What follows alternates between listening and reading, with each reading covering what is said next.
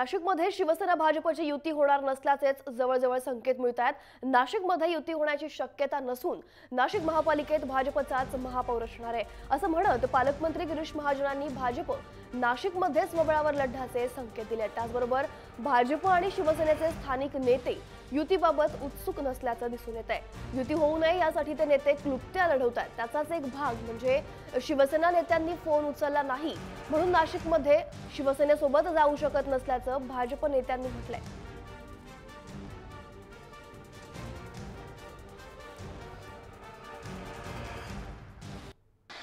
कुठली बोलणी शिवसेना भाजपच्या ठिकाणी सुरू झालेली नाही, ती वेळेवरच बोलणी झाली पाहिजे, परंतु दुर्दैवाने अजूनही झालेली नाही।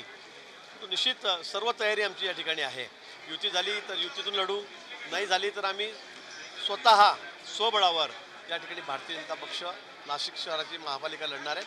आणि मी आपल्याला दाव्याने सांगतो की यावेळेला नाशिककर आमचे सर्व पाठीशी आहेत आणि त्यांच्या पाठिंब्यावरच या ठिकाणी यावेळेला नाशिक महापालिकेचा महापौर हा भाजपचाच होईल।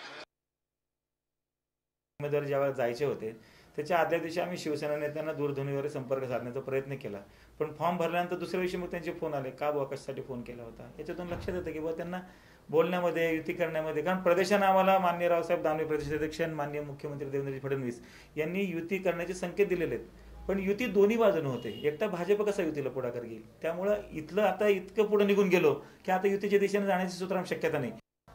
शिवसेना भाजप युती करण्याचा सर्वस्वी अधिकार आदरणीय उद्धवसाहेब ठाकरे यांना आहेत, परंतु त्यांनी गेल्या आठवड्यामध्ये स्थानिक पातळीवर चर्चा करण्याचे अधिकार दिले होते। परंतु भाजपच्या तुम्ही सांगितल्याप्रमाणे काही नेत्यांचं म्हणणं असेल फोन लागला नाही, फोन केला आणि फोन लागला याच्यावर युती इतकी तकलादू विचारांची युती नाही आहे। नुसता फोन लागला नाही हे काही कारण होऊ शकत नाही असं मला तरी वाटतं।